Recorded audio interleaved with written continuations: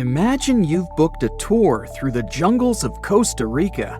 All of a sudden, you stumble upon a huge stone sphere, nearly the length of a king-sized bed in diameter. How on earth did it end up there? And what does it symbolize? You immediately ask your guide. He's not as amazed as you are, and tells you that there are actually several hundreds of them scattered across the south of the country. The mysterious stone spheres don't have an official name. The locals simply call them las bolas, which means balls in Spanish, while historians refer to them as Diquís spheres, after the culture that produced them. Scientists have studied the sediment layers of the earth around them and estimate that the earliest were made around the year 600 CE, and the newest ones date to the year 1000 CE. Many of the spheres were relocated after their initial discovery, and that's why archaeologists can't date them precisely. The Diquís culture completely disappeared shortly after they were discovered by the Spanish in the 16th century. Unlike the Mayas and the Aztecs, the myths or legends of these peoples didn't survive, so they cannot explain the existence of the mysterious orbs. More than 300 of these objects have been discovered so far, with some being smaller than 1 inch in diameter, and the largest measures 6.6 feet in diameter, standing taller than most humans. Although there are ones made from limestone, most spheres were carved out of a coarse version of basalt, a type of rock that forms when lava cools rapidly. Some orbs weigh up to 15 tons, and in most cases, their surface is smooth to the touch, although there are coarse, mostly unfinished pieces. If we throw away the theory that river erosion naturally sculpted the spheres, the ancient people seem to have created them by hammering boulders with other rocks.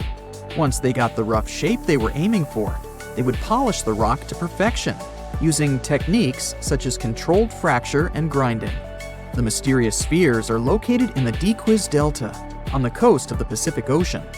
Most of them can be found in a place called Farm 6, which, alongside 3 other sites, was proclaimed a UNESCO World Heritage Site in 2014. The area contains other finds from the pre-Columbian era, such as paved areas, burial sites, and mounds. For centuries, the stone balls were hidden under a thick layer of sediment that protected them against the elements and looters, until they were unearthed during the 1930s. The company that owned the land was clearing the rainforest for banana plantations when they stumbled upon these unusual stone constructions. Some were damaged by bulldozers, and some by workers trying to pry them open, as they believed there was gold hidden inside. It took a while before the authorities intervened to stop further damage to the finds. Doris Stone, the daughter of an executive of the company that owned the land, was the first to study the spheres. In 1943, she published an article in a leading American archaeological journal, turning the world's attention to the orbs. Expeditions soon followed, and archaeologists were immediately able to determine that the stone formations were human-made, probably created by the ancient indigenous population of Costa Rica. To this day, no one has been able to fully explain their function in a scientific way. It means there's still room for some wild theories about the sphere's origins and true purpose. The most popular theory in the scientific community is that the stone spheres served as decorations and status symbols, as many of them were found near the houses of chieftains. Local tribal leaders were also laid to rest with some of the smaller balls, so these stone formations were definitely associated with power in some way. Chiseling a boulder to perfection involved a lot of labor and planning, and only powerful individuals could afford it at the time. The other popular theory is that the boulders were used for astronomical observations. Individual spheres represented stars or planets, like a primitive map of the night sky. Since they were perfectly round, it was easy to roll them around. Before the jungle engulfed them, the area where they were found was a flat alluvial plain, ideal for rolling large boulders around.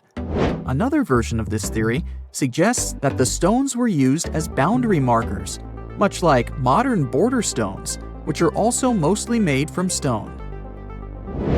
Finally, legends from other tribes that lived in the area tell of how the spheres were cannonballs that the deity of thunder used to drive away the deity of winds and hurricanes. We still don't know the original purpose of the Costa Rican spheres, but they remain an important part of the country's national identity. The National Museum in the Costa Rican capital, San Jose, has 6 of them in its courtyard. Many other spheres have become prized garden decorations for wealthy Costa Ricans. There's even one at Harvard University. More than a millennium after they were created, the mysterious stone spheres of Costa Rica are still associated with power and wealth. In terms of numbers, the stone orbs are not perfectly round. They are rated as nearly perfect at 96% spherical in shape. And while even that is pretty impressive, the spheres of Costa Rica are not the only ones of their kind. Nearly a decade ago, workers came across mysterious giant stone spheres deep underground in a coal mine in northern Asia. The surface of the spheres, which measured a little over the length of a human footstep in diameter, was unusually smooth, and people tried to explain it somehow. Some were certain they were out of this world, and others suggested the spheres were actually petrified dinosaur eggs.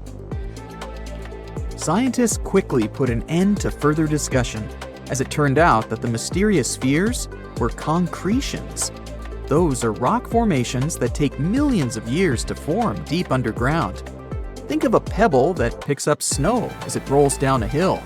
That's how concretions are made.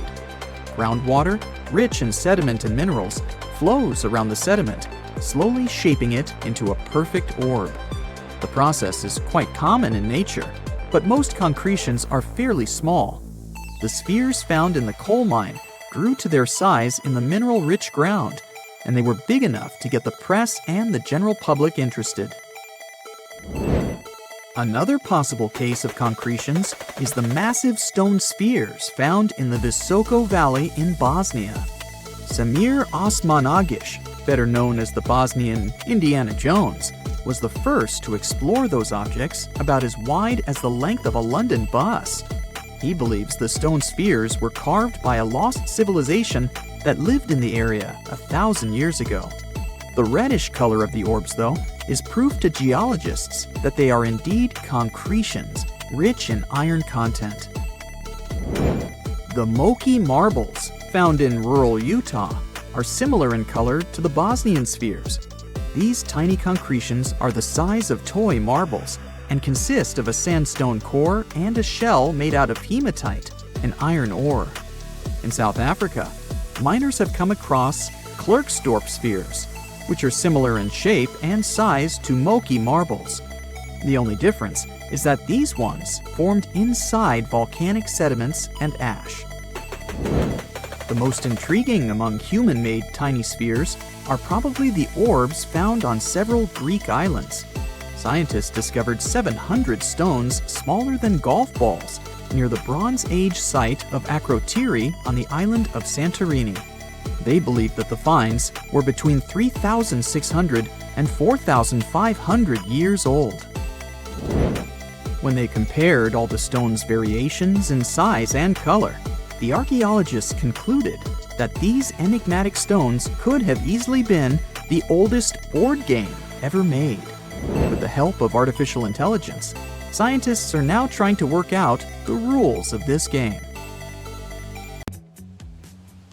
Hey, if you think Stonehenge is one of the oldest stone monuments ever, well, let me introduce you to Gobekli Tepe. Buckle up, we gotta travel to Turkey to meet this really old guy. Yeah, he's too old to travel. Jokes aside, Gobekli Tepe, an archaeological site located in southeastern Turkey that dates back to the Neolithic period, around 10,000 BCE. It's considered to be one of the oldest and most significant archaeological discoveries in recent times. The site consists of a series of circular and rectangular structures made of stone pillars. Yeah, it does look like its younger brother Stonehenge. Some of those pillars are decorated with intricate carvings of animals and other symbols. Now, you maybe wonder, hey, why on earth did they make such a fascinating building? What was its purpose? Sorry, I got no answer for that. The purpose of the site is still unknown, but it is believed to have been a ceremonial center for the ancient people who lived in the area. The discovery of Gobekli Tepe has challenged long-held beliefs about the development of human civilization, as it suggests that complex societies may have emerged much earlier than previously thought. Okay, pack your stuff, our travel's just started. Next destination, Masada. It's an ancient fortress located in Israel on a plateau overlooking the Dead Sea. Hey, look at that view, spectacular, huh? It was built by King Herod the Great in the 1st century BCE, and it was very smartly built. Within the fortress, there were various facilities such as storehouses, barracks, a palace, and a set of cisterns capable of holding approximately 40,000 cubic meters of rainwater. People living there believed that the collected runoff from a single day's rainfall could provide sustenance for over 1,000 individuals for a period of 2 to 3 years. Access to the fortress was limited to 3 steep and winding paths leading up to fortified gates. Still, at one point, the fortress was occupied by people who had fled Jerusalem after the city was captured by the Romans. They held out against the invaders for several months, but eventually they were defeated. But these guys didn't surrender. The story of Masada has become a symbol of resistance and bravery. Today, Masada is a popular tourist attraction and a UNESCO World Heritage Site. The next flight is going to be short. We're popping over to Egypt to see the Karnak Temple Complex. It's a vast ancient Egyptian temple complex located in the city of Luxor, Egypt. It was built over a period of 2,000 years and covers an area of more than 200 acres. The complex is dedicated to the worship of the deity Amun-Roka. Wait a minute, that should be Amun-Ra, and it was one of the most important religious centers in ancient Egypt. The Karnak Temple consists of several temples, chapels, and other buildings, including the Great Temple of Amun, the Temple of Khonsu, and the Temple of Ptah. Ptah! The Great Temple of Amun is the largest and most impressive temple in the complex, with massive columns, statues, and other decorations. One of the most famous features of the Karnak Temple complex is the Avenue of Sphinxes, which is a long avenue lined with Sphinx statues that leads from the entrance of the complex to the Great Temple of Amun. Another notable feature is the Hypostyle Hall, which is a massive hall with 134 columns that are over 70 feet high. The Karnak Temple complex is a popular tourist attraction and a UNESCO World Heritage Site. It's considered one of the most important archaeological sites in Egypt and provides a fascinating glimpse into the religion and culture of ancient Egypt. Hey, we can't hop on the next flight and leave Egypt until we see the Pyramid of Djoser. It has another name, by the way. It's also known as the Step Pyramid. This ancient Egyptian site is located in Saqqara. It was built during the 27th century BCE for the pharaoh Djoser by his architect Imhotep, who is considered one of the most important figures in Egyptian history. People believe this pyramid is the first monumental structure built entirely of stone and is an important example of early Egyptian architecture. The pyramid originally stood at 203 feet tall and was surrounded by a complex of buildings and courtyards. It was constructed in 6 layers, each smaller than the one below it, giving it the distinctive step-like appearance. The pyramid was used as a burial place for Pharaoh Djoser and was surrounded by a vast necropolis that contained the tombs of many other important officials. The Grateful Dead? The Pyramid of Djoser has several renovations and additions over the centuries, including the addition of a limestone casing that covered the original step structure. However, much of the pyramid was destroyed over time, and today only the central core remains. Despite this, it remains an important archaeological site and a popular tourist attraction in Egypt. Alrighty, we're ready to move on. There's one more pretty recent discovery we gotta see today. The Tower of Jericho was only discovered during excavations in the 1950s and 60s. It's an ancient stone tower located in the city of Jericho in the West Bank. Just like Gobekli Tepe, this one is believed to be one of the oldest stone structures in the world, dating back to approximately 8000 BCE. The tower stands at over 28 feet tall. It's made up of two main sections, an inner tower and an outer tower, which are connected by a series of stairs. The purpose of the Tower of Jericho is not entirely clear, but it is believed to have served as a defensive structure or a watchtower. It may have also had religious significance, as it was located near a sacred spring. The Tower of Jericho is a significant archaeological site and has provided valuable insights into the early history of human civilization. It's open to visitors and is a popular destination for tourists interested in ancient history. Now, this ancient site even got attention from Netflix, and they made a movie where the action takes place in Mohenjo-Daro. This site was a major center of the Indus Valley civilization in present-day Pakistan. Mohenjo-Daro was one of the largest cities of the ancient world, with a population estimated to have been around 40,000 in its peak. Trust me, that must have been a crazy megalopolis back then. The city was notable for its advanced urban planning, with sophisticated drainage and sanitation systems, and its impressive architecture, including the Great Bath and the Granary. Mohenjo-Daro was abandoned around 1900 BCE, and its ruins were only rediscovered in the 1920s. Today, it is a UNESCO World Heritage Site and an important archaeological site for the study of ancient South Asian civilization. We're heading to a teeny-tiny country that has quite an impressive history. Welcome to Malta. The Xigantia Temples are a Neolithic site located on the Mediterranean island of Gozo. They're probably one of the oldest freestanding structures in the world, dating back to around 3600 to 3200 BCE. The temples consist of two megalithic structures, each with multiple rooms and altars. The name Xigantia means giant tower in Maltese, as people believe that only giants could have built such massive structures.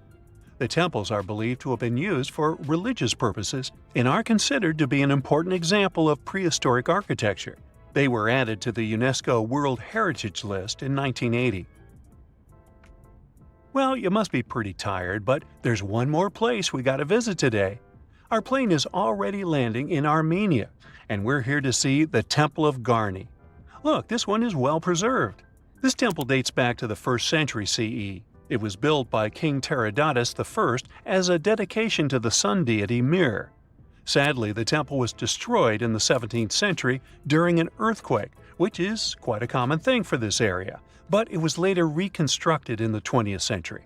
Today, it's a popular tourist attraction and is also listed as a UNESCO World Heritage Site. Summers in the Middle East get so hot that they change the landscape dramatically and make entire cities resurface from the past. That's what happened in 2018 when the city, built by a mysterious empire on the Tigris River, was finally released from its water trap. Archaeologists rushed to the location as they didn't want to miss a rare chance to excavate the site and learn more about the history of the place. They believe they've found the Bronze Age city Zakiku, founded over 3,000 years ago and fully submerged in the 1980s when a dam was built in its place. It used to be a busy hub for the Mitanni Empire for caravans on the popular trade route. It had water, which is a rarity in the area, and it was a guarantee for success.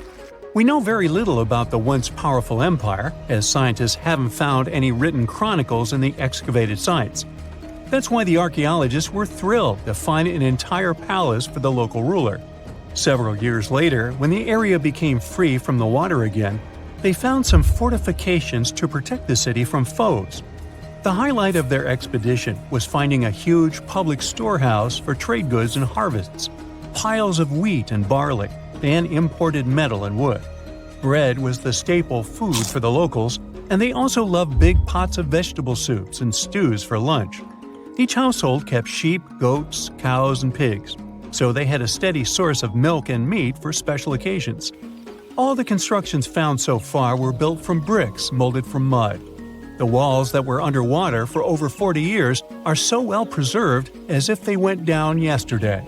The royal palace stands out as it's larger than the other constructions, has thicker walls, and even pavements made of baked mud bricks that were sealed to be waterproof. The local king must have been in good relations with the emperor of the larger empire, of which Zakiku was dependent. Traders who lived in the city collected wooden beams and took them to storehouses. The beams arrived down the Tigris River from the forests in the mountains in the north and east of Mesopotamia. Merchants came here to sell their goods and then crossed the Tigris on their way to the borderlands. Zakiku was thriving as a center of commerce for about 6 centuries until it was hit by a massive earthquake in 1350. Archaeologists found 5 ceramic vessels holding over 100 clay tablets made close after the earthquake. It's almost a miracle that small tablets of unfired clay managed to survive underwater for decades. People who created those must have carved notes on clay while it was still wet. They wrote about anything, from newly stored harvests to notes for other kingdoms. Then they would let the message dry in the sun. Scribes even had to learn a different language so that everyone outside the city could read it.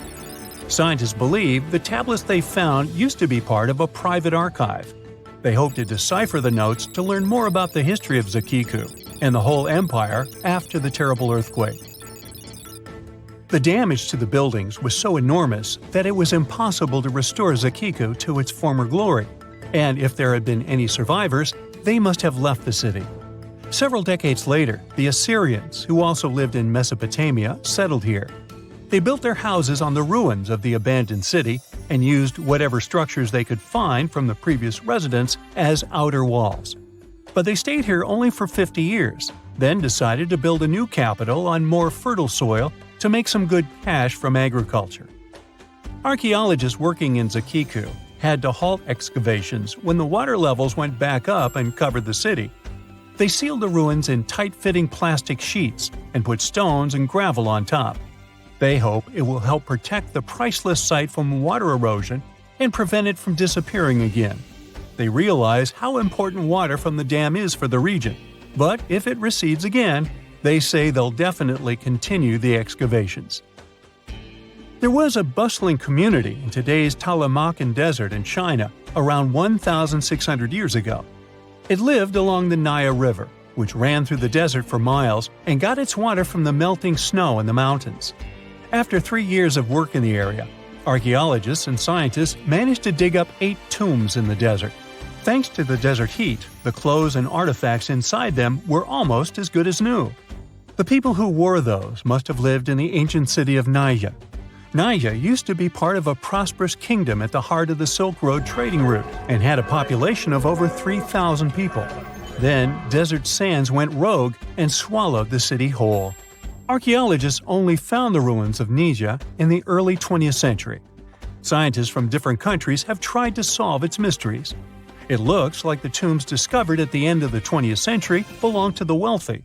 There were some expensive items inside: a quiver and bow, metal arrowheads, gold earrings, and a glass bead necklace, a lacquer box with a comb, makeup, and a sewing kit in one of the tombs.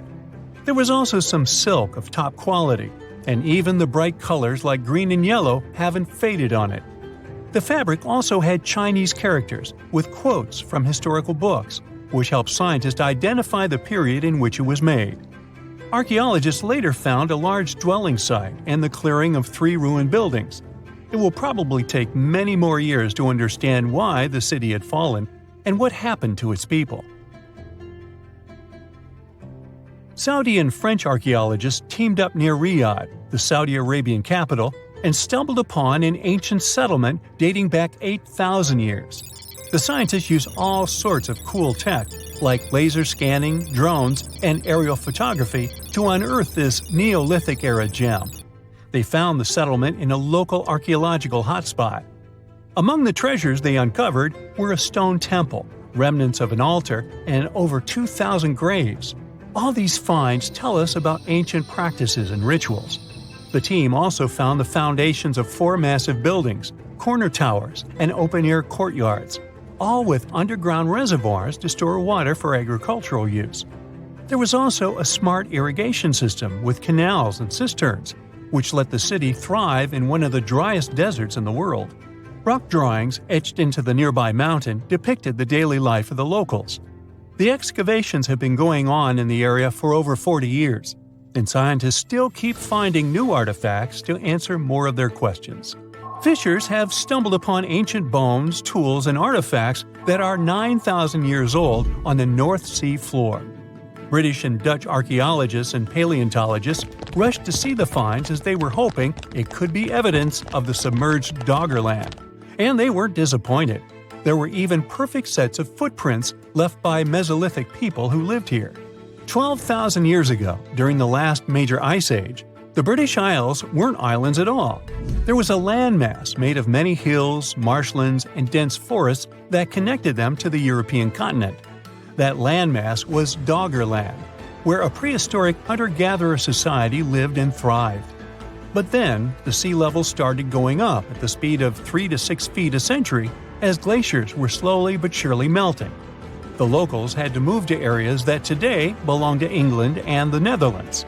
Experts decided to learn more about the history of Doggerland, using data from oil companies working in the North Sea. So far, they've created digital models of what the area of 18,000 square miles might have looked like before it vanished beneath the waves. They still need to analyze samples of ancient insects and plants and the DNA of animals to get a full picture. You're flying over the Sahara Desert in a small, light aircraft when you spot something truly weird. It seems to belong to a very different part of the world, the ocean. But what ocean can be huge enough for this monstrous sea star to dwell there? You descend and realize that it's not a sea star. It's a towering dune with a pretty unique shape, and it's not alone. From afar, these magnificent sand structures look a bit like pyramids. They have pointed tops and radiating arms. Called star dunes, they're the most complex and largest desert dunes in the world. They're the tallest of their kind, but that's not the coolest thing about them. Researchers have found similar formations on Mars and even on one of Saturn's moons, Titan. Star dunes aren't super rare, but they're especially widespread in southeastern Morocco near the border with Algeria. That's where you're flying at the moment, and the breathtaking dune you're marveling at is Lella Lalia, probably the most famous of them all, a giant 330 feet tall. Scientists believe that it formed in less than 1,000 years. How about doing some research to find out more about these unusual formations? There, I see a great spot for landing. Star dunes got their name because of their multi-armed shapes. They form in areas where winds change direction throughout the year. But even though you can find them in different places on our planet, there is just one confirmed star dune in the rock record, the collective record of Earth's development reflected in preserved rocks. The star dune in question is in Scotland, and it's ancient, from about 250 million years ago. That's all we know about super old star dunes. Probably because we don't know what to look for to identify one. Another problem: star dunes often form in remote locations, which makes them extremely difficult to study. Imagine reaching the nearest settlement, then somehow traveling who knows how many miles to the dune itself, and then slogging up several hundred feet of shifting sand. I'll pass. But you can go since you've already landed, and the dune is right here in front of you. Currently, you're in a dune field called Erdstall. Lucky for you, this area has long become a popular tourist stop. Look, in the distance, there are hotels and even a good road. Scientists who examined Lella Lalia before you used ground-penetrating radar to find out more about the sand formation. This equipment can detect the tiniest differences in sand grain sizes and water content under the surface of the dune. That's how you can create a picture of its interior layers. Look out! Phew, it was a close call. See this trench? The researchers dug such trenches to take samples of long-buried sands and then examine them. It's a pretty cool process. The thing is, while buried deep inside, the quartz in the sand accumulates radiation coming from natural sources within our planet. we can compare the grains of quartz to minuscule rechargeable batteries. They can store the energy they get from radiation. When researchers bring them to the laboratory, they can make the grains release that energy, which comes out in the form of light. Scientists can measure the brightness and say when the sand enjoyed sunlight for the last time. Now, when those experts who dug the trenches looked inside Lothal, they were shocked. The enormous formation turned out to be very young, for a dune, of course. You'd expect a dune that is several hundred feet tall to be pretty old, like thousands or tens of thousands of years. But that wasn't the case. Well, at least not entirely. The upper part of the dune has turned 900 just recently. But look at the sand near the base of the dune.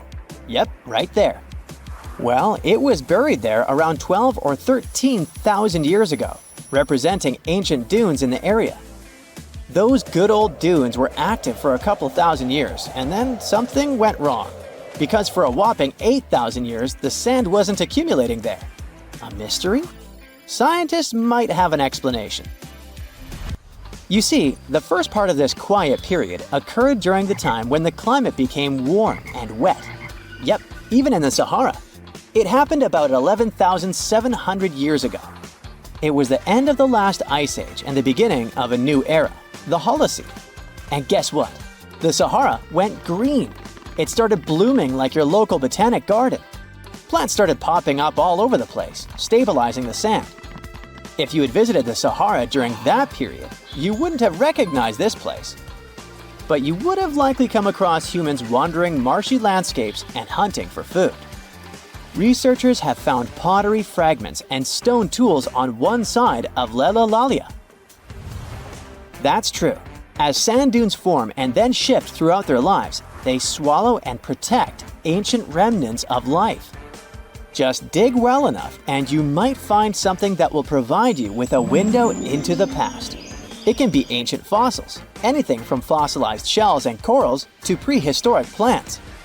Those can offer precious insights into the history of our planet and the living beings once inhabiting certain regions. Now, it might come as a shock, but in the Sahara Desert, scientists have uncovered well-preserved marine reptiles and fossilized fish within the layers of those ancient sand dunes.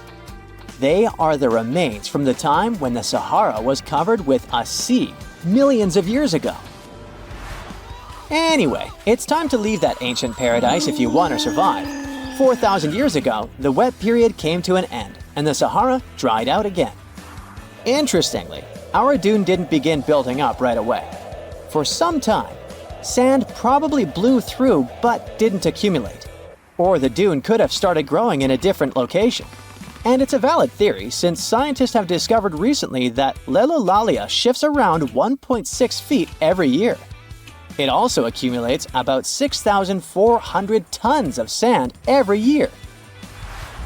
Now, if you've been inspired by your dune trip and are now eager to explore more of them, I've got some unpleasant news for you.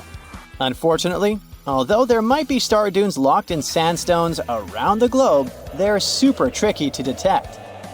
The problem is, dunes are huge, but they lack a single distinguishing feature. So you'd really need large exposed beds of rock if you want to get a wide enough view to identify a star dune. On the bright side, there surely are places where it might be possible to do such research, but you should be ready to know that it might be just a set of various features that look like other dunes. But if you combine them, you'll say, it's likely to be a star dune. Comment below if you'd like to go on a trip in search of a star dune.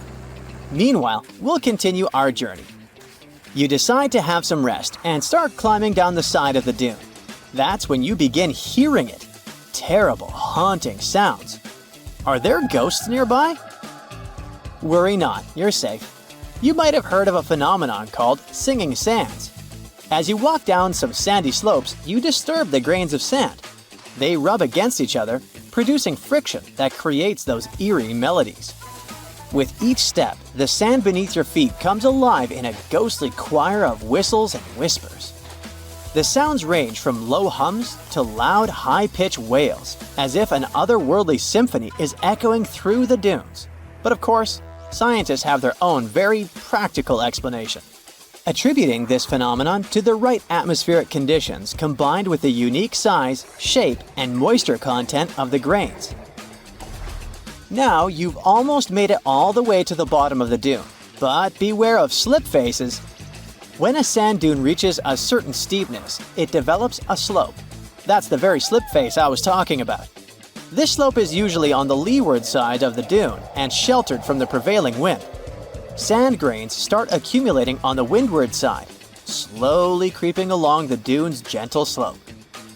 At one point, they reach the top. Gravity takes over and they start sliding down, triggering a cascading effect. It looks like a miniature sand avalanche, and I wouldn't want to end up in its way. Imagine discovering an ancient city without leaving the comfort of your home.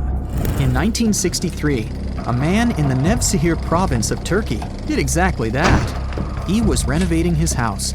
He knocked down a wall in his basement and found a mysterious room. He continued digging and saw a tunnel. This is how Derinkuyu underground city was found. Derinkuyu is one of the deepest multi-level underground settlements of Cappadocia and in all of Turkey. This engineering masterpiece has 8 levels. The inhabitants living on those floors had access to cellars, storage areas, chapels, a school, a study room, and other structures. All floors are connected by an extensive network of tunnels. It's believed that the underground city was built as a shelter. You can't see the construction from the outside. Its depth is approximately 279 feet. The complex was large enough to shelter about 20,000 people, plus their livestock and food supplies. There's also a 180-foot ventilation shaft. People used it both for ventilation and as a well. The well supplied water both to the villagers living on the surface and to those hiding in the underground city. Interestingly, those living on the bottom levels were able to cut off the water supply for the upper and ground levels. This kept the water safe from potential poisoning. The place was designed for protection. The tunnels could be blocked from the inside with huge round rolling stone doors. The passageways were extremely narrow. Potential invaders had to enter the tunnels one at a time. Seems like they thought of everything in the 7th century BCE. Archaeologists believed the Phrygians were the ones who first built the levels.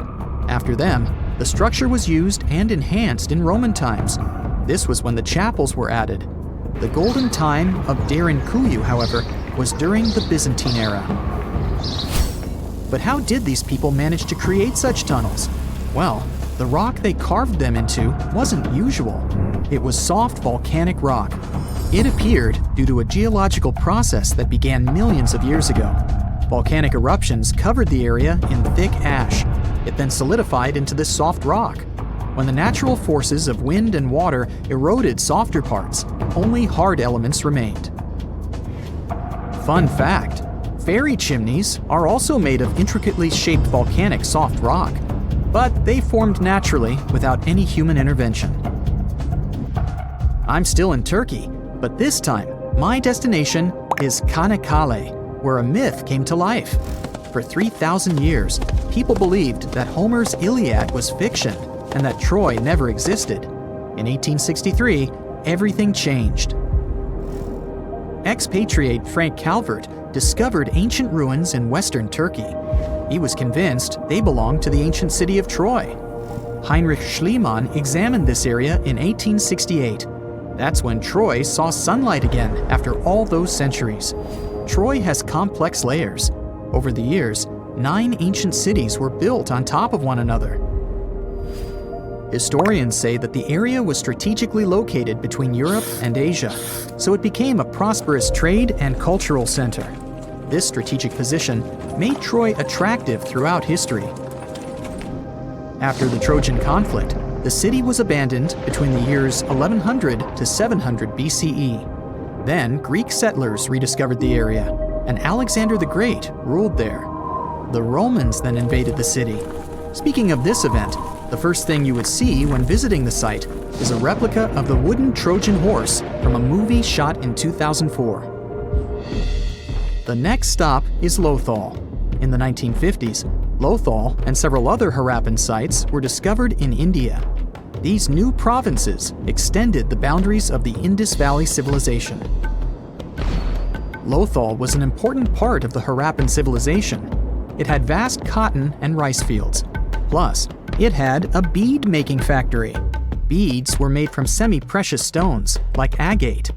Many of these beads were later found in Mesopotamia, which serves as evidence that Lothal was a thriving trading port.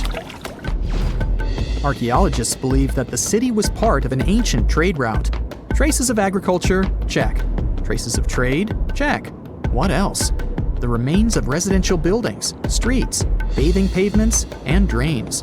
Some real city planning, and impressive examples of early urbanization.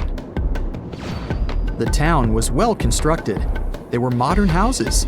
Some of them had 6 rooms, bathrooms, a large courtyard, and even a veranda. Lothal also had the world's oldest known dock. It linked the city with the Sabarmati River and the trade route. The ancient Mayan city of Kalakmul is located in southern Mexico in the tropical forest of the Tierras Bajas. From 500 CE to 800 CE, Kalakmul was home to over 50,000 people. There was a central plaza surrounded by outer districts. And if we count both the inhabitants of all those outer areas and those who lived in the center, Kalakmul had a population of more than 1.5 million people. It was a city that was habitable for 12 centuries. It's believed that the place had more constructions than any other excavated Maya settlements in the region. After 1000 CE, the Maya civilization there faced a downfall. The settlement that was once the center of Mesoamerica was almost completely abandoned. The ancient city was at the heart of the second largest tropical forest in America. The site is well preserved, so today, if you were to visit it, you would be able to picture what life looked like in ancient Mayan times. The city remains include architectural complexes and sculpted monuments, defensive systems, quarries, water management features, agricultural terraces, massive temple pyramids, and palaces, not to mention a variety of body ornaments and other accompanying objects. It proves that complex state-organized societies lived in this tropical forest. The Mayans depicted nature in their paintings, pottery, sculptures, rituals, and even food. I'm moving on to a place people thought didn't really exist. The city of Heracleion appeared only in a few inscriptions and ancient texts. Turns out, it was waiting to be discovered for thousands of years. Scientists searched the majority of the coast of Egypt. But then, archaeologist Frank Gaudio and his team detected a colossal face looking at them from under the water. The ancient city of Heracleion was discovered completely submerged 4 miles off Alexandria's coast. In the ruins of the lost city, there were 64 ships, 700 anchors, and a treasure trove of gold coins. Archaeologists consider a 16-foot tall statue and the temple remains the most important findings discovered by the expedition. Back then, the city had ceremonies and celebrations that took place in the Temple of Amun. The ruins and artifacts were made from granite and diorite, so they were in good condition even after having been in contact with water for centuries. They give people a glimpse into what life was like 2,300 years ago in one of the most important trade ports of the world. The city had a network of canals. You can think of it as an ancient Egyptian Venice. The canals linked many separate harbors and anchorages. Towers, temples, houses, and other structures were also linked by bridges. Heracleion was the country's main port for international trade and the collection of taxes. No one really knows how the city ended up submerged, but archaeologists connect it with natural causes. At the end of the 2nd century BCE, most probably after a flood, Heracleion got covered with water. Then, Alexandria, the city founded by Alexander the Great, became more glorious than Heracleion. Before Alexandria's fame, Heracleion was the main port of entry to Egypt. So, after the disaster, many ships heading for Heracleion had to change their route and go to Alexandria. Heracleion lost its glory until its rediscovery in 1933.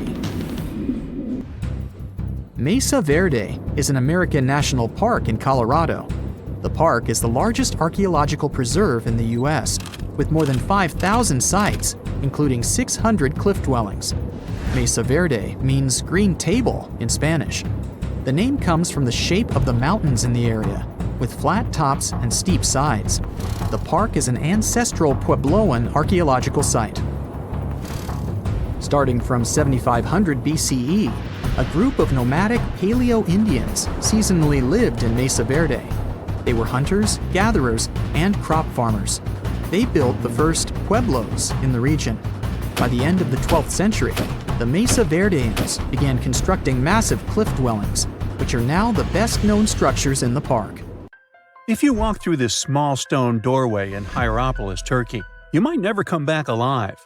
Back in ancient times, people thought it was some sort of portal to the underworld. Romans would go in carrying perfectly healthy bulls, but after a few minutes, they would watch these animals collapse as if hit by some mysterious force. But what's even weirder is that nothing happened to people. They could walk in and out just fine. Now, recent studies might have an answer for these eerie happenings, and it all has to do with people's heights. The gate, known as Plutonium, named after Pluto, the deity of the underworld, is a stone doorway leading to a small 32-square-foot cave. But the real danger is what is going on beneath it. Hierapolis is a super active geological area, and there's a big crack under the city that constantly emits volcanic carbon dioxide, which comes up as a visible mist. During the day, the sun dissipates the gas. At night, the gas forms some kind of a carbon dioxide lake on the sheltered arena floor. At dawn, you need to get out of there before it's too late. This whole place can turn particularly life-threatening right before the sun rises, when the carbon dioxide concentration, about 15 inches above the arena floor, reaches 35%. That means birds, bulls, and even humans can suffocate and pass away in just a couple of minutes. But there is a scientific reason that explains how Romans could get out of there unharmed. The carbon dioxide concentration drops quickly with height. So animals perished while their handlers, being taller and standing up, could walk out and breathe safely. Most people can't stay inside the Bagarn fort after sunset.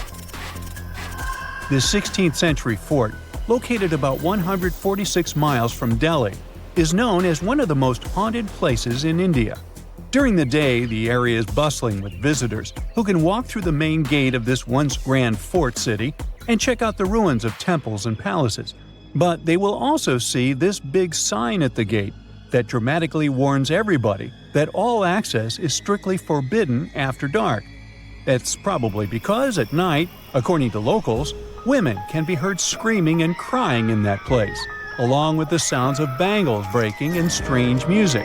Others have reported seeing shadowy figures and flashing lights among the ruins, or even smelling a strange perfume floating around.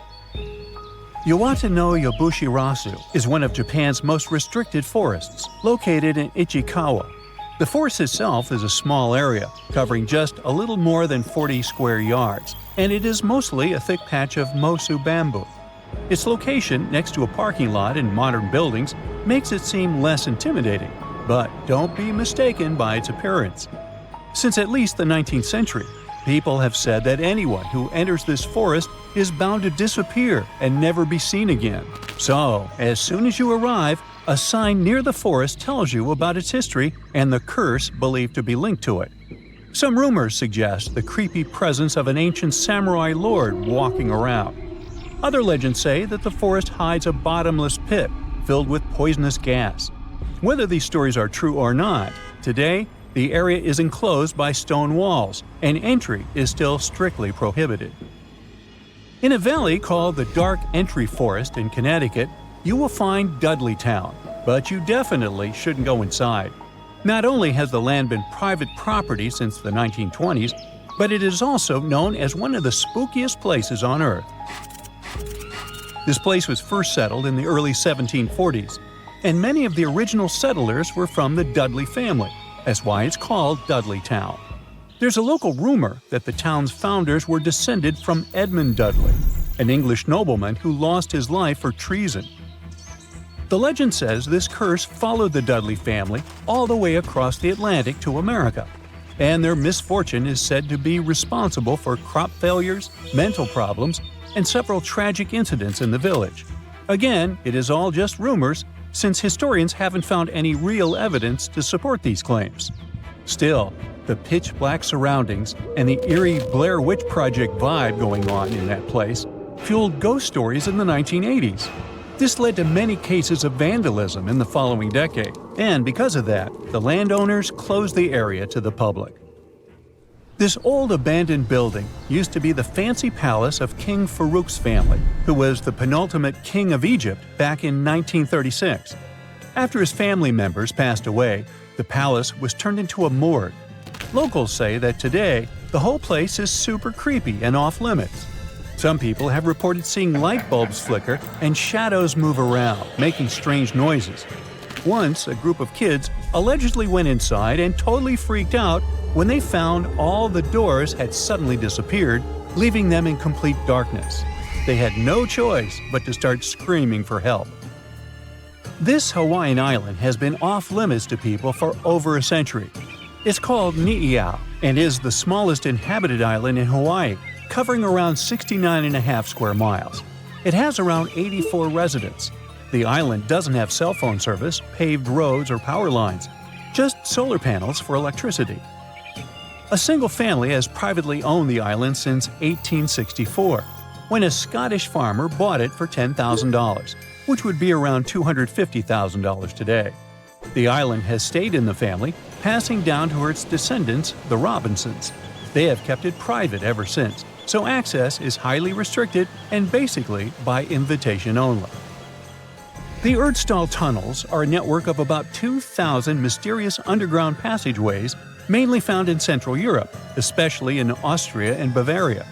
These tunnels are usually narrow and cramped, often just wide enough for one person to squeeze through at a time, and they are believed to date back to the Middle Ages, as far back as the 12th century.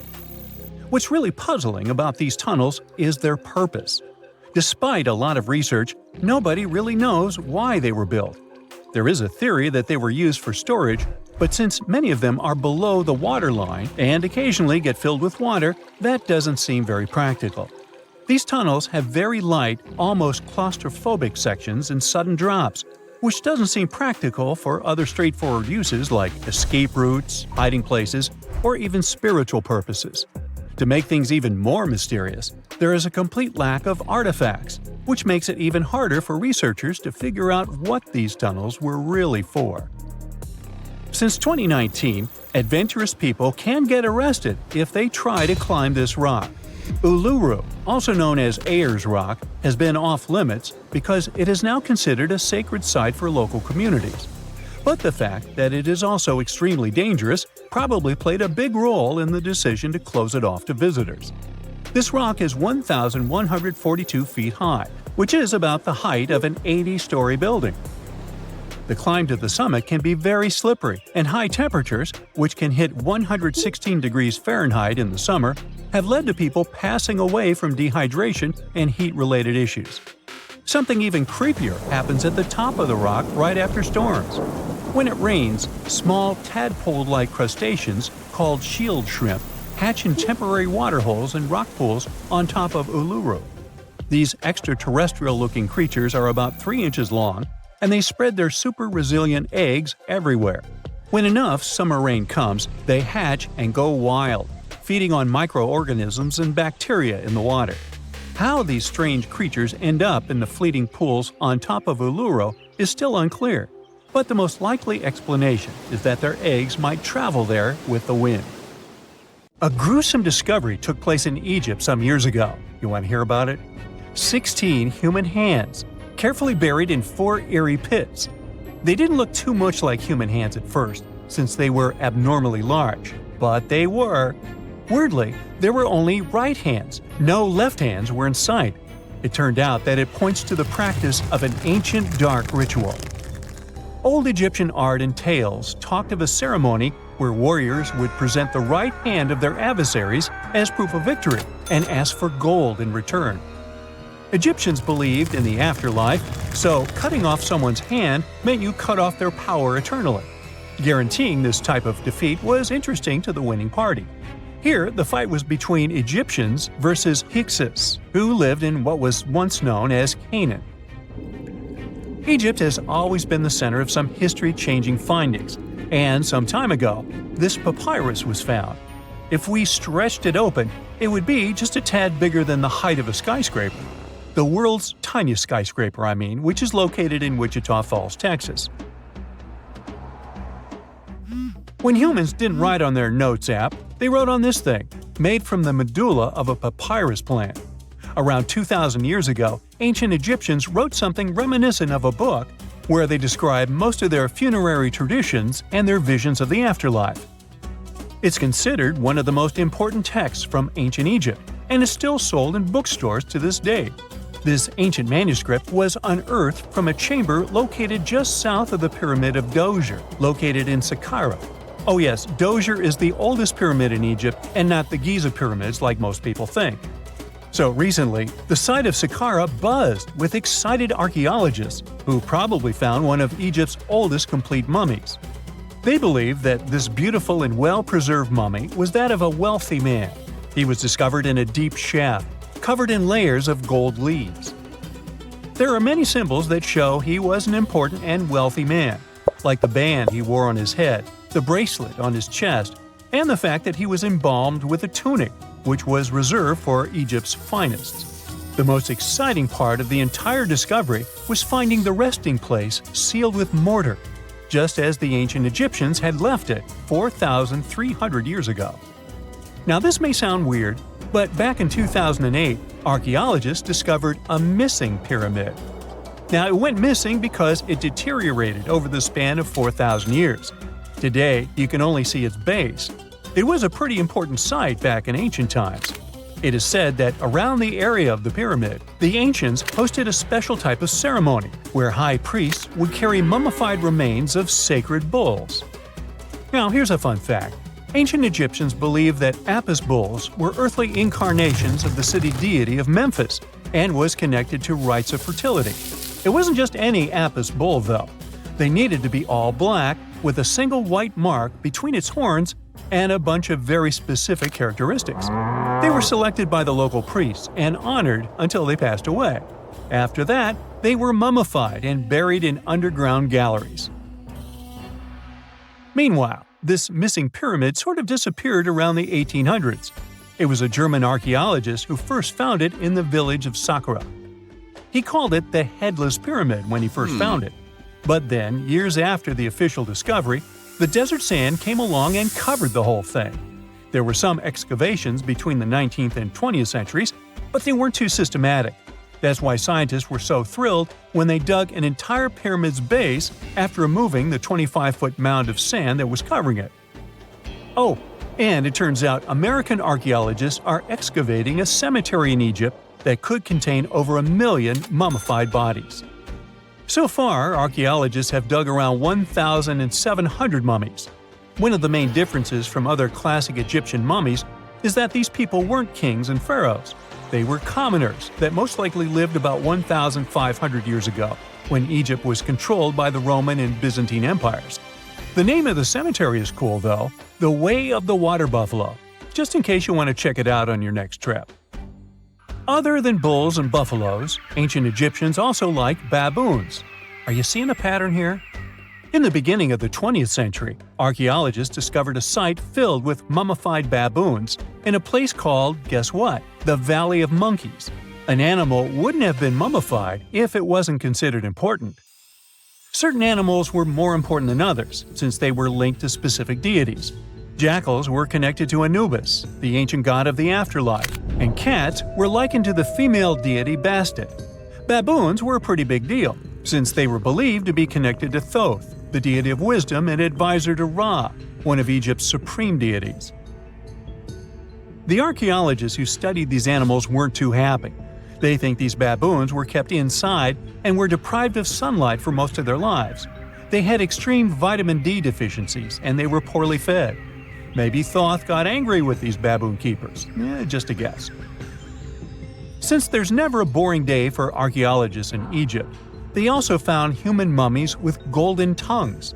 Since Egyptians were all about the afterlife, They believe that golden tongues might help a person speak once they pass to the other side. I mean, it's a long shot, but hey, why not? Some of these mummies were placed in wooden coffins with goods, such as necklaces, pottery, golden artifacts in the shape of lotus flowers and scarab beetles, and iPhones. Just kidding. A new temple was also unearthed recently in Egypt. Scientists believe it was dedicated to honor Zeus Cassios. That deity would be a cross between Zeus, the almighty Greek deity of the sky, and Mount Cassios. While digging around the Sinai Peninsula in Egypt, archaeologists spotted 2 pink granite columns poking out of the ground, and bingo. They believe these columns represented the temple's front gate and collapsed during an earthquake many years ago. And speaking of deities, there weren't only super serious deities. Recently, scientists unearthed a golden ring in a city south of Cairo. No, Frodo, it's not magical. It was a normal gold ring, but it had the depiction of the deity of fun, officially named Bes. This deity is often described in sacred texts as a happy, chubby dwarf. Today, many tattoos we get are sorta deprived of any sense and are made of aesthetic purposes only. In ancient Egypt, though, women would get tattoos as a token of protection for childbirth. That's what scientists think, at least. Around the Nile region, scientists found some mummies that had well-preserved tattoos, which is a rarity since the skin deteriorates so easily. 2 of these women tattooed their lower backs, and the drawings were simple. They were mostly pictures, including that same chubby dwarf we just talked about, Bes. He also had a side hustle as the protector of women during childbirth. Now, would you believe me if I told you ancient Egyptians invented robots? No? Well, that's because that's not entirely true. Sure, they were astronomers, mathematicians, and engineers, and somehow they also squeezed an eccentric invention into that package. An automated deity some scientists called Hathor. This wooden statue had been in the Metropolitan Museum of Art for years before someone noticed its secret. With the help of an X-ray machine, specialists discovered a mechanical operating system inside it. The pulley-like axis goes from the statue's shoulder to her left leg. When the system rotates, the statue raises and lowers her hand. Hey, pick me, pick me! We've all heard of the Sahara. Sure you have. It's the largest hot desert on the planet. A sea of sand covering an area larger than the contiguous United States. But have you ever wondered what lies beneath the sand dunes? To answer this question, we must travel deep into the past of our blue planet. Up until some 6,000 years ago, the Sahara was grassland.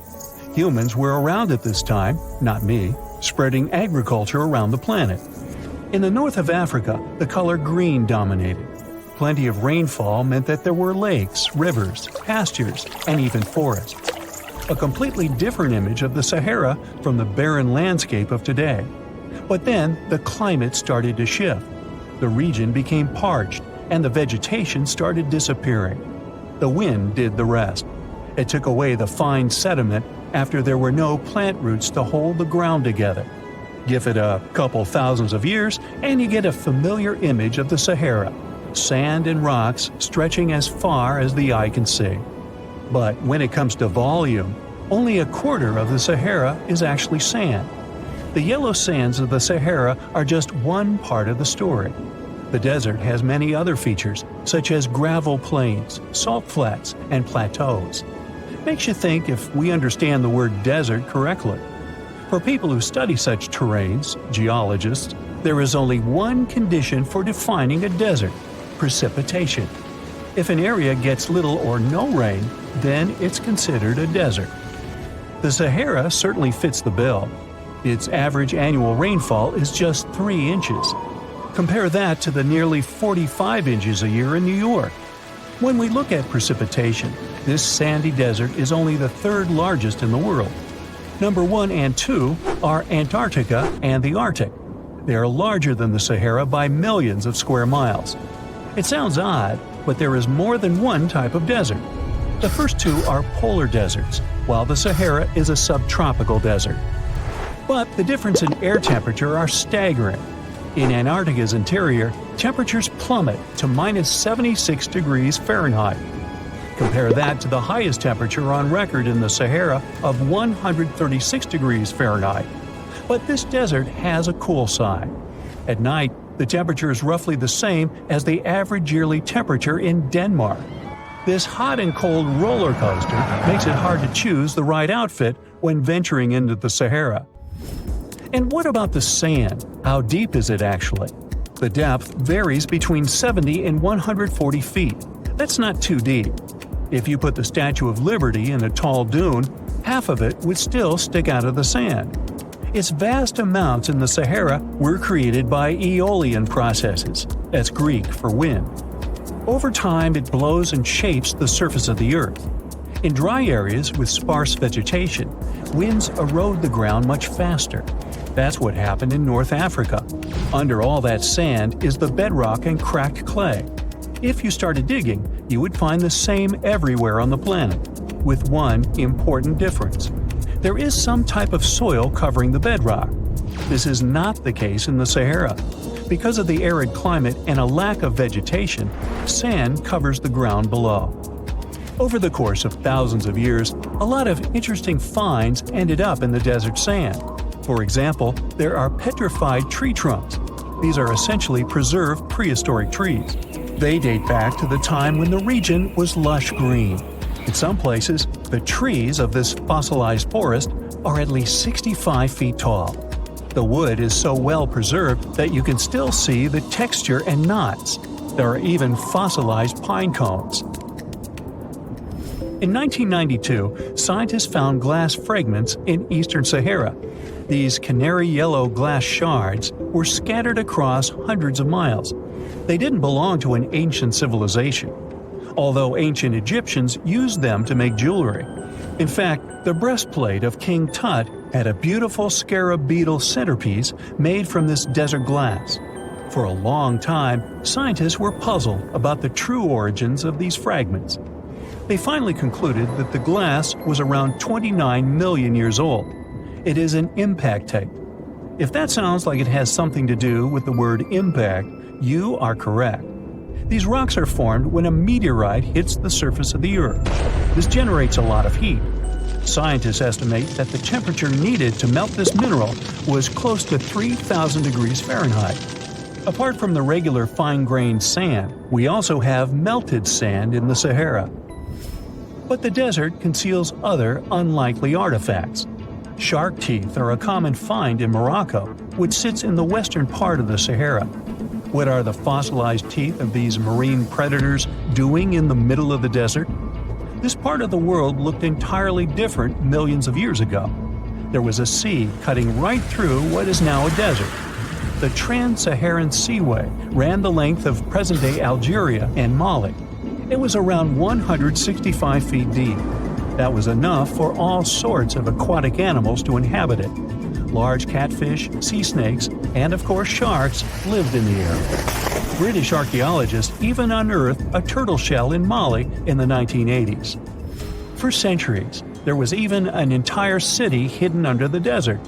Timgad was a Roman outpost constructed by the Emperor Trajan around the year 100 in the current era. For various reasons, its residents abandoned it around the year 700. The sands of the Sahara soon engulfed the city. It had remained hidden for nearly 1,000 years. Then, in the 1700s, a Scottish explorer started digging out the city. His team first uncovered a sandstone triumphal arch 40 feet high, similar to the ones we can see in Rome and Paris today. An amphitheater soon popped out of the sand, and it was followed by well-preserved statues of Roman emperors. The Scotsman's find was so impressive that no one believed him at first. It took 2 more centuries for archaeologists to fully excavate the city during the 1950s. The site covers a surface as large as 10 polo fields. The ruins reveal the full mastery of Roman city planning. All the streets meet at a right angle in what is known as an orthogonal grid. You can find the same layout in modern cities such as New York.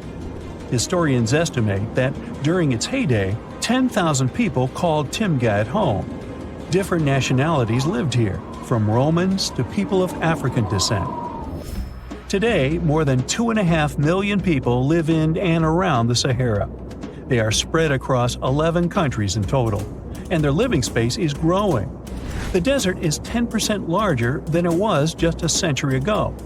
This process doesn't involve sand pouring out of the Sahara. The ecosystems on the edges of the desert simply change over time. The wind blows the soil away and vegetation dwindles.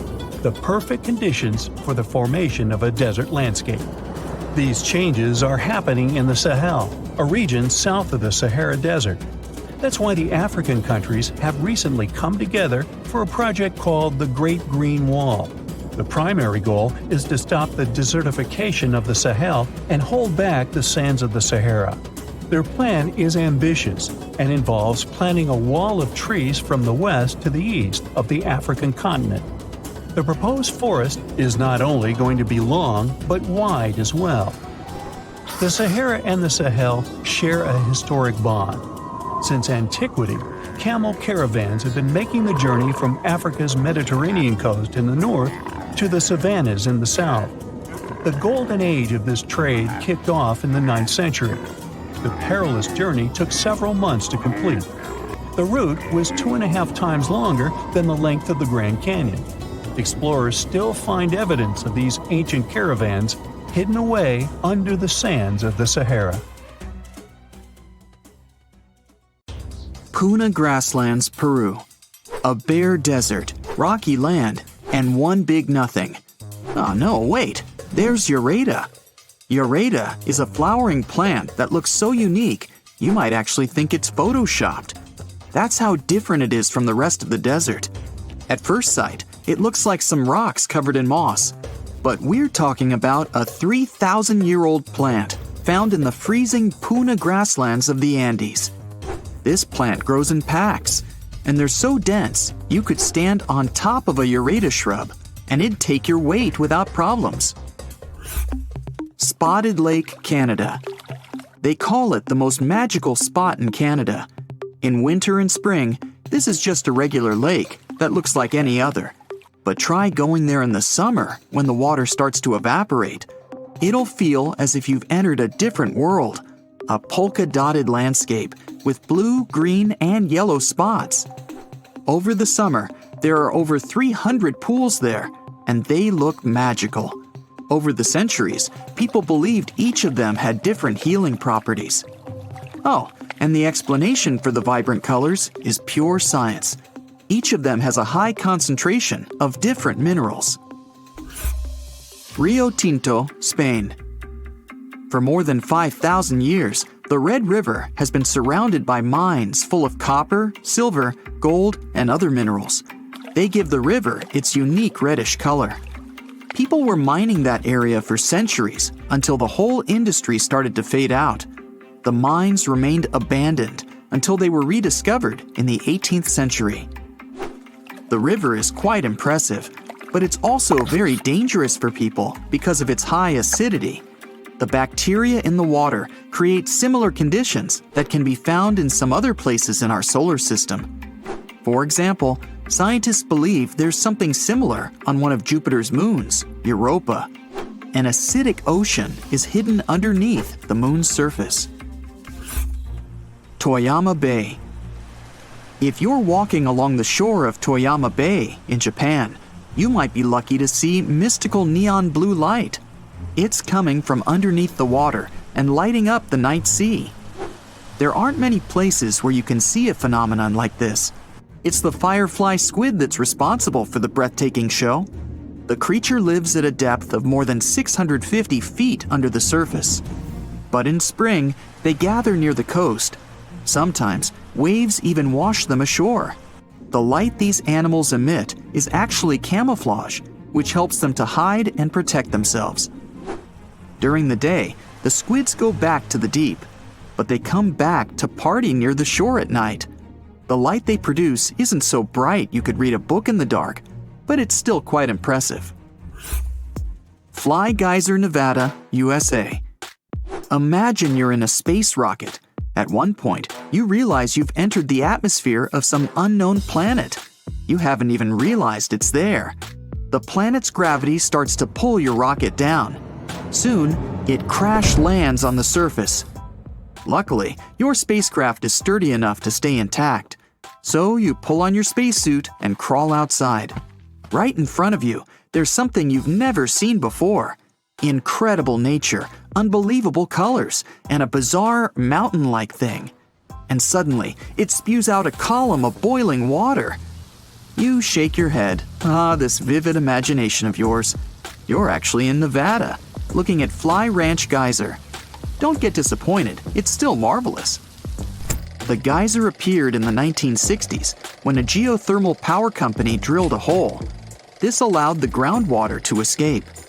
And the colors similar to those you can see in Yellowstone National Park? All because of algae. Speaking of Yellowstone, that's another place that looks as if it's been imported from another galaxy.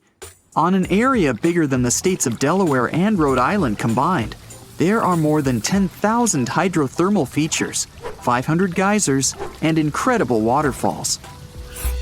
Tsingy de Bemaraha, Madagascar.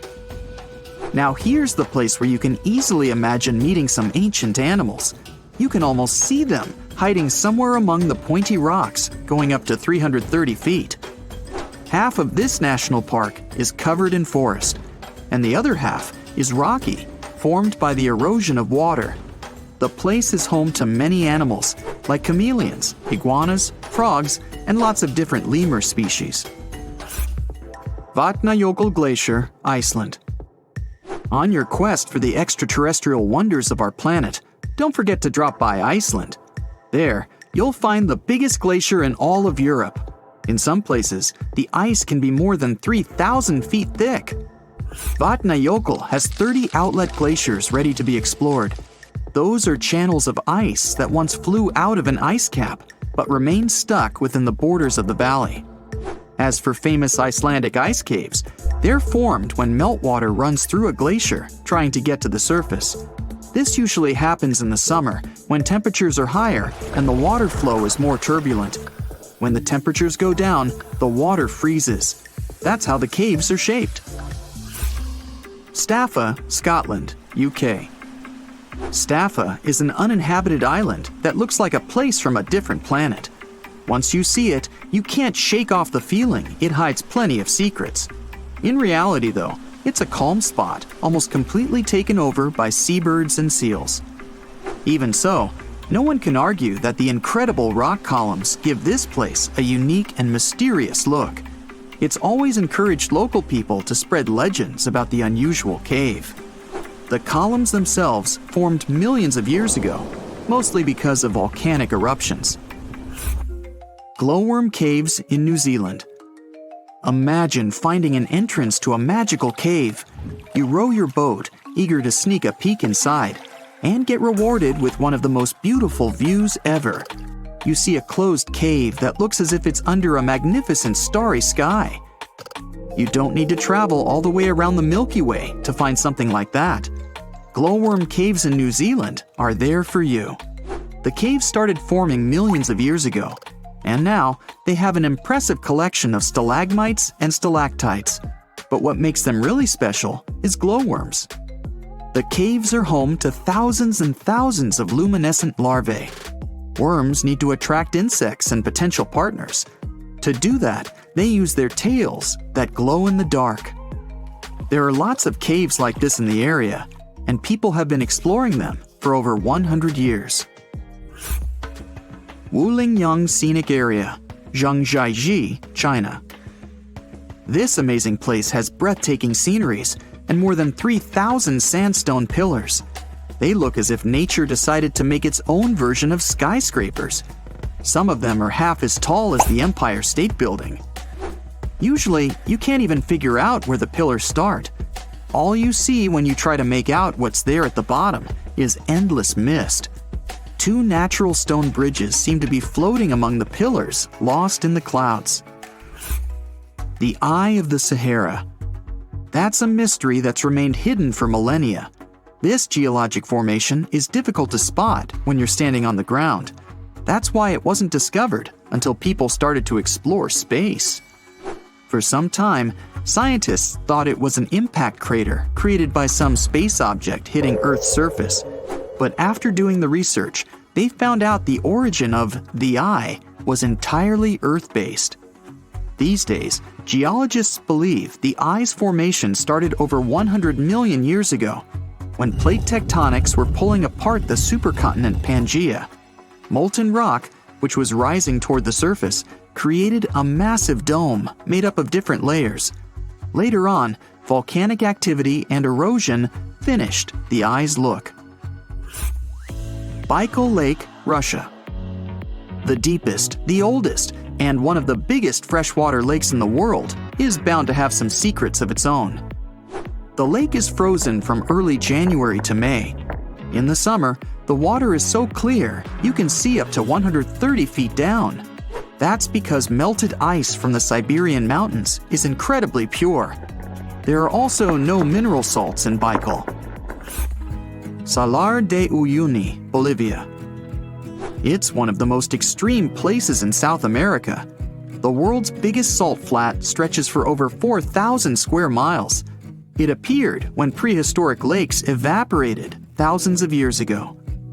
A thick, salty crust extends beyond the horizon. At one point, you're not even sure where the land ends and the sky begins.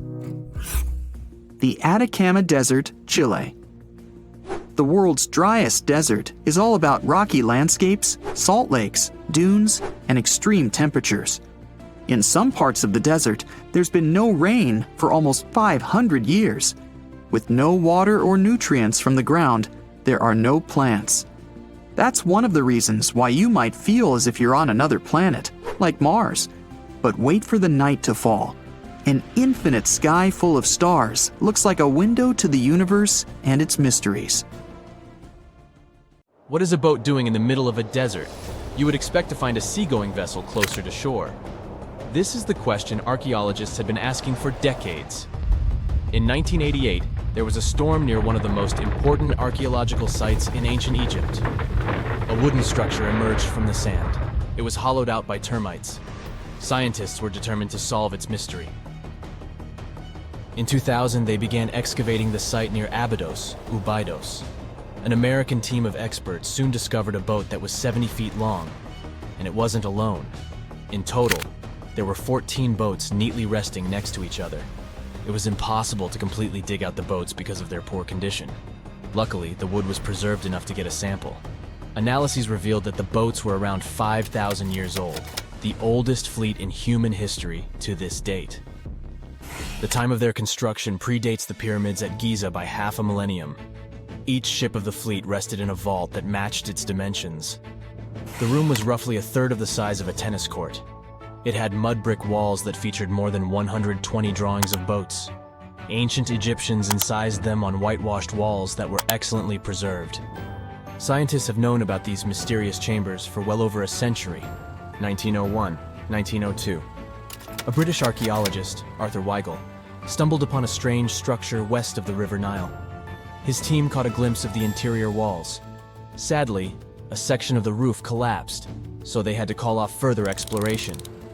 Researchers abandoned the site, but its location remained on the maps. The boat's position first led scientists to think that they rested on a bank of the mighty Nile. But there was a problem with this theory. Today, the river flows almost 7 miles west of Abydos. Further studies of the surrounding terrain showed the Nile didn't change its course throughout history.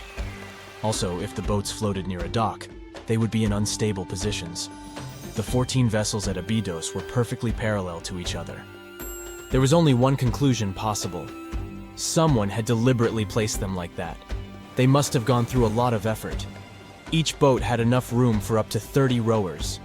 These vessels could really float. They weren't models, but scholars still don't know if they actually sailed any body of water in ancient Egypt. This doesn't diminish the importance of the find. Previously, archaeologists found only small-scale models. In King Tut's tomb alone, there were 35 boat models. For a long time, these figurines were the only clues as to how ancient Egyptian vessels looked like.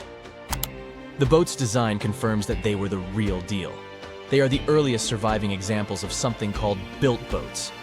Ancient people constructed primitive vessels by hollowing out large tree trunks. The alternative was reed that was tied together to form a raft. The boats at Abydos had planks tied together. This was a major breakthrough in shipbuilding. During their lifetime, the boats must have seemed impressive. Timber was a valuable commodity at the time. There was no wood in the desert. Cedar had to be imported from Lebanon. The only person who could afford such luxury was the pharaoh. Studying the area around the ancient fleet provided more answers. Scientists discovered a mud brick structure where Egyptians worshipped the pharaoh. Its approximate date of construction matches that of the wooden boats. The same bricks out of which this building was made were used to encase the fleet. At the time of their construction, the rooms they were stored in had a ceiling. That's the section that archaeologists stumbled upon in the early 20th century. Just like mummies and coffins, these marvelous ships rested inside splendid vaults. The exterior of these rooms was also impressive. The outer walls originally had a plaster of white limestone. It reflected sunlight. In the desert sun, the structure housing the boats must have shone from miles away. Ancient Egyptian builders used the same technique to cover the pyramids 500 years later. Today, their surface looks jagged, but it wasn't always like this. When they were constructed, the pyramids had a top layer of fine white limestone. Their surface was smooth and it gleamed in the sunlight. Instead of stairs, the outer layer of the pyramids was more of a sleek ramp. Archaeologists were left with one final question. Which pharaoh owned the fleet? The answer lay just a mile from the site. This is where the tomb of a pharaoh from the 5th dynasty rested, King Senwosret III. Its time and style of construction matched the ones of the chambers with boats. The very end of his rule might explain how the boats ended up in the middle of the desert. The pharaoh probably passed away in northern Egypt. Then his body was transported down the Nile to Abydos in a marvelous procession of decorated boats. The vessels were later lowered to chambers near the final resting place of their owner. This had a symbolic meaning. In the ancient Egyptians' belief system, ships played a key role. Their supreme deity was Ra. He traveled through the sky during the day in the form of the sun. At nighttime, he sailed through the netherworld in a solar boat. The pharaoh identified himself with Ra. That's why he needed boats in the afterlife. That was the only way to regenerate himself. Just as the sun rises every day above the horizon. This belief existed for thousands of years. The more famous Pharaoh Khufu also had a ship. Scientists found it in 1954 next to his pyramid at Giza. It is some 4 centuries younger than the fleet at Abydos, but Khufu's ship was almost 2 times longer. The Great Pyramid of Giza and King Tut's tomb are some of the most famous archaeological finds in Egypt. But there are many more secrets hiding beneath the endless sands of the Sahara Desert. Recently, 2020, archaeologists found a lost city there. They have labeled it as the most important discovery since King Tut's tomb, 1922. The city of Aten is some 3,000 years old. Historians hope it will give them a unique insight into the everyday life of ancient Egyptians. The famous archaeologist and Egyptologist Zahi Hawass proclaimed the site a lost golden city. Aten sits some 300 miles south of Egypt's capital, Cairo. It is close to the famous Valley of the Kings. Archaeologists first found sections of mud brick walls that spread out in all directions. They discovered complete rooms with tools of everyday life inside. The research team unearthed a bakery, a residential neighborhood, and an administrative district. They all date back to the time when the Egyptian civilization was the wealthiest in its long history. They were also the first to make objects from iron. In 1911, scientists found a set of iron beads near a village in Lower Egypt, El Gurza. These are the earliest known iron artifacts. The discovery is literally out of this world. Ancient people made them by beating into shape a piece of a meteorite. The 9 beads were once part of an ornate necklace. They are now blackened and corroded, which is perfectly normal for a piece of jewelry that is over 5,000 years old. They consist of an iron-nickel alloy. Researchers were impressed by the skill of ancient jewelers who processed the beads. Their craftsmanship is more impressive when you think that they didn't know the stellar origins of the material. The Great Pyramid of Giza also has a remarkable feature. An international research group investigated the electromagnetic response of the structure to radio waves. They found that the pyramid has the ability to concentrate electromagnetic energy inside it. This occurred inside its chambers as well as under the pyramid's base. It contains an underground, unfinished chamber. It seems that the electromagnetic response is connected with the properties of limestone, the Great Pyramid's main building material. The research results might have a practical application. The way solar cells and nanosensors function could be improved by this remarkable find.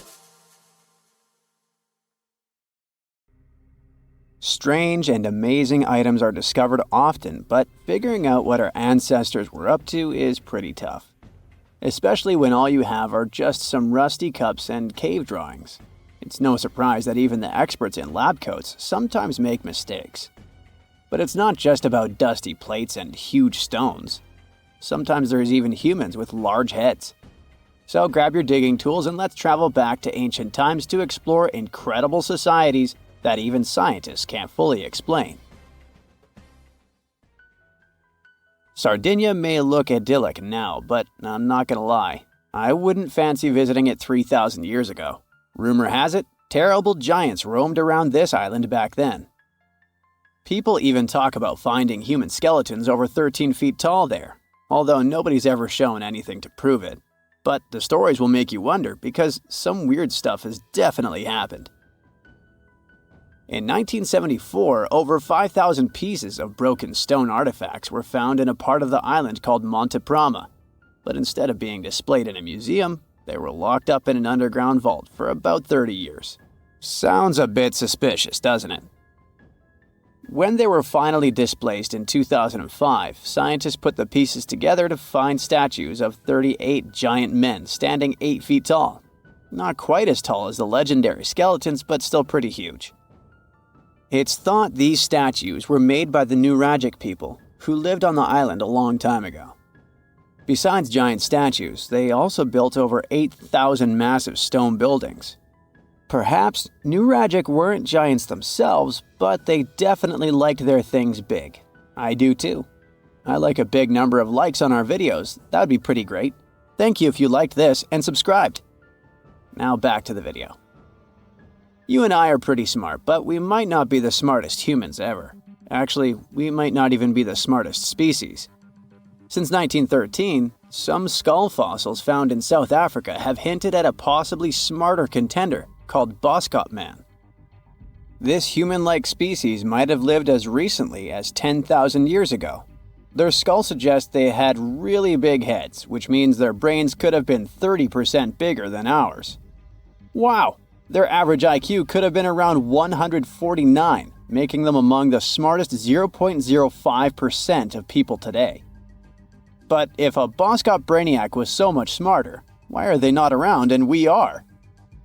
Well, bigger isn't always better, you know. Our brains are a lot bigger than our ape relatives, mainly in the prefrontal cortex. This part helps with high-level tasks like making decisions, remembering things short-term, and being aware of ourselves. The parts of the brain that handle our senses and movements haven't really grown much. So, maybe the Boskops spent too much time dwelling on the past rather than doing practical things like hunting. But this is all just guessing. We really don't know what happened to these clever cousins of ours. Some people even argue that Boskops weren't any different from us, with the only evidence being parts of skulls. The jungle is huge. Did you know the Amazon rainforest is home to about 30% of all the world's plant and animal species? That's impressive. However, the history of one native species, humans, has long puzzled scientists.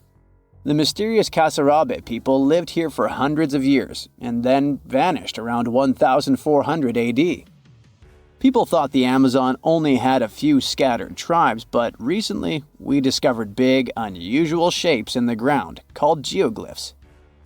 These might look like simple shallow ditches, but they're actually the remains of a vast civilization that spread over 5,000 square miles and includes about 450 markings, some as wide as 1,300 feet. That's insane! They likely contained ceremonial buildings and could have hosted up to 1 million people as recently as 550 years ago. Thanks to new technology like LiDAR, which uses a safe laser to map the forest without harming it, we can explore deeper. In 2019, some scans showed miles of raised roads and pathways and even pyramids over 70 feet tall. They found 26 separate settlements, 2 of which were at least 250 acres each. Damn, that's like 330 soccer fields. It's not certain what happened to the Kasarabi people. Maybe European conquistadors drove them out. Maybe the most baffling ancient civilization is one we've never actually found a trace of. Yep, I'm talking about Atlantis, the grand city that supposedly sank into the ocean. The first mentions of Atlantis come from the ancient Greek philosopher Plato, who talked about a great city near the Strait of Gibraltar. But for ages, everyone just thought Plato made up Atlantis as a perfect version of his own Athens. So why, about 12,000 years after it supposedly vanished, do we still wonder if it might be real? Well, in the 19th century, U.S. Congressman Ignatius Donnelly wrote a book giving 13 reasons why he thought Atlantis was more than just a myth. Then, in 1965, some folks thought they actually found Atlantis when they discovered the Richat structure, a massive 25-mile-wide dome in Mauritania, Africa. It's so big that you can see the whole thing from space. 2 astronauts flying over the Sahara Desert spotted this giant eye staring back at them and thought they'd made the discovery of a lifetime. Unfortunately, there's no solid evidence linking this structure to Atlantis. It's believed to have formed from volcanic activity about 100 million years ago. But it does look suspicious, doesn't it? Still, we're no closer to knowing the truth. Imagine going back to about 3,300 BCE and finding yourself in South Asia. Welcome to the Harappan civilization. These people were way ahead of their time. They had cities like Harappa and Mohenjo-Daro, complete with baked brick houses, sophisticated drainage systems, and even public baths. This place might have had over 5 million people, making it one of the densest regions at the time. They also invented a system of standardized weights that was incredibly useful for traders. And trading they did. These people had connections stretching all the way to the Middle East, thanks to their great skills in metallurgy. They even had a form of ancient branding. The seals were used to stamp clay on trade goods. Despite being so advanced with a thriving urban life, there's a whole bunch of mystery shrouding their language and script. We've got bits and pieces of their writing, but no one's deciphered them yet, even with all the technology we have today. We also still don't know how exactly their society worked. It looks like they didn't flaunt their social status as much as other civilizations. No grand palaces or massive monuments. Instead, their largest buildings might have been granaries. They sure were practical. Unfortunately, all good things must come to an end. Around 1800 BCE, this bustling civilization started to decline, possibly due to shifts in river patterns.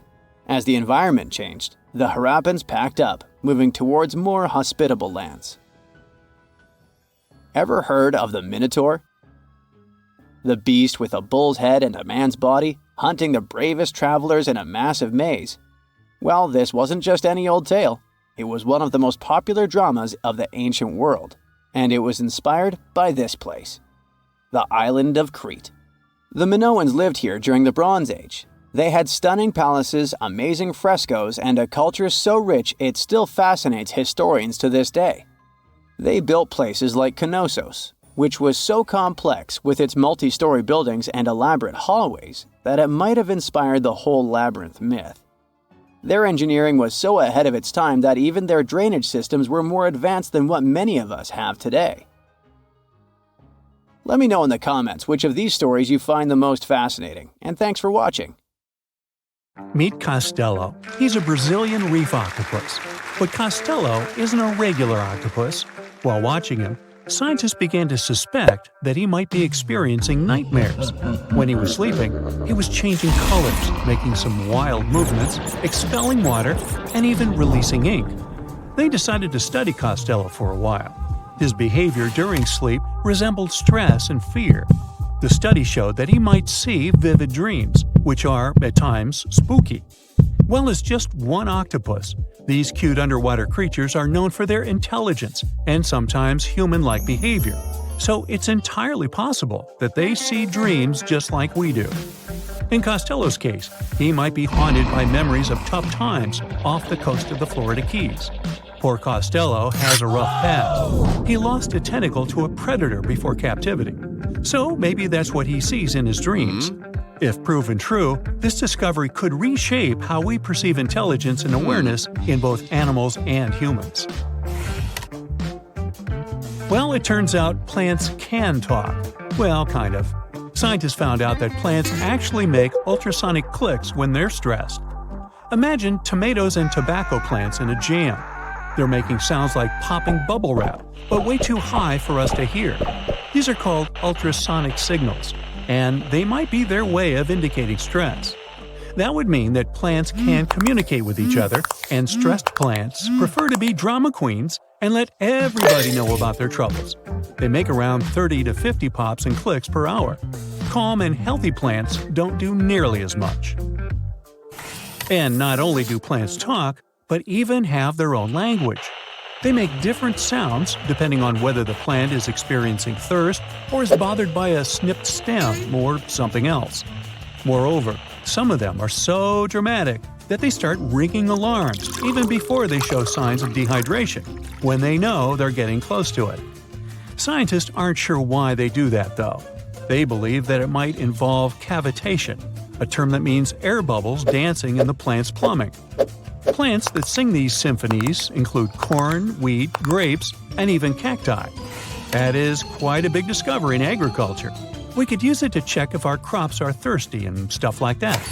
So now we'll be eavesdropping on plants and deciphering their secret language. Okay, time for some universal news. Recent studies are shaking up what we thought we knew about the universe's age. Our findings during the last decades showed that the universe must be around 13.7 billion years old.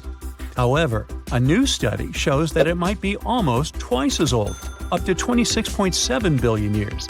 Keep in mind that it's not proven, so for now, the official number stays the same. Scientists were using the time since the Big Bang and studying ancient stars to measure the universe's age. But some stars were playing hard to get, looking older than the universe itself. For example, the ancient star Methuselah, which is estimated to be around 14 billion years old, which would be older than our universe. Also, the James Webb Space Telescope caught galaxies looking super mature just a few hundred million years after the Big Bang. All this poses some hard puzzles for astronomers. But this new hypothesis combines the expanding universe theory with something called the tired light theory. It suggests that light loses energy as it zips across cosmic distances. Combine this with the expanding universe theory, and bam! As the universe expands, the light loses energy, so we simply can't see all the super ancient stars that are very far away from us, which is why we could make a mistake in calculating our universe's age. The new model also pushes back when galaxies started forming. It suggests that those early galaxies spotted by the Webb telescope took way longer to form than we originally thought. This study is a serious shakeup in the scientific community. If we made such a huge mistake in calculations, we'd have to rethink the very fundamental astrophysics principles. That would be a giant leap, and we'd have to make a huge makeover of almost everything. Which is why we need to be very cautious about it. So while scientists test this new theory, we just have to wait for the results. Now, these aren't the only space news. The new AI technology is already being actively used for scientific research. This time, AI is helping us to look for signs of extraterrestrial life. Researchers in SETI created machine learning algorithms that would help us sift through the cosmic noise faster and more efficiently. When you point a radio telescope at the stars, it's like turning into a celestial radio station that's full of different signals. We catch everything from pulsars to radio galaxies and earthly interference. Obviously, it would be pretty hard to identify a potential signal from extraterrestrials in all this mess. For over 60 years, scientists had to do all this manually. It was a daunting task to scan the skies and explore countless stars and radio frequencies. But now, AI came to help. The algorithms are trained to recognize and distinguish known interference patterns, like those from mobile phones and electronic devices, amidst the cosmic data. They spot anything deviating from known patterns, the potential needle in the haystack. And we've already had some breakthroughs here. The astronomers caught 8 signals that didn't fit known patterns. While not confirmed as extraterrestrial life, They show that there's a great potential for future research. Going back to animals, this time we're visiting prehistoric Earth. Imagine turtles so massive they make today's turtles look like tiny toys. Recently, scientists stumbled upon the fossilized remains of one of these giants. It's a sea-dwelling titan that cruised the European waters about 80 to 70 million years ago. The discovery was accidental. A hiker in northern Spain stumbled upon fragments of this creature near the Pyrenees Mountains. This turtle was roughly the size of a rhino, around 30 feet in length. Just to give you an idea, this creature would be about the size of an average car. It shows that extreme sizes were more common before an extinction event. The turtles we know now, of smaller, still substantial sizes, dominated afterward. But the ancient oceans were filled with giant turtles munching on mollusks and jellyfish. This discovery also challenges the idea that gigantic turtles were exclusive to North America. The existence of this turtle proves that these colossal reptiles were hanging out in European waters too. So this might be just the tip of an iceberg, and you'll want to steer around that one too. And finally, NASA's James Webb Space Telescope has made a great discovery. It detected a crucial carbon compound in space. It's called methylcation, and this tiny molecule, even if it might seem insignificant, could help us unlock the secrets of interstellar organic chemistry. Carbon is incredibly important. Carbon molecules are building blocks that construct everything from stars to planets to, well, us. It's the key ingredient for life, and scientists are eager to understand how it shaped our existence on Earth, and if it could do the same elsewhere in the universe. And methylcation plays a very important role in the creation of complex carbon-based molecules. That's why it's very cool that we discovered methylcation, even if it's very far away. NASA scientists found it in a young star system. This system is chilling about 1,350 light-years away from us, in the Orion Nebula. The star in this system, which is smaller and a bit weaker than our Sun, is bombarded by intense ultraviolet light from nearby hot, young, massive stars. You'd think such strong UV radiation would destroy complex organic molecules. But the research team believes that it might actually kickstart the formation of these carbon compounds. Maybe stronger stars and their insane radiation levels actually work as energy sources for life. They set off a chemical chain reaction, which results in complex carbon stuff like plants and animals. Seems like we found yet another puzzle piece.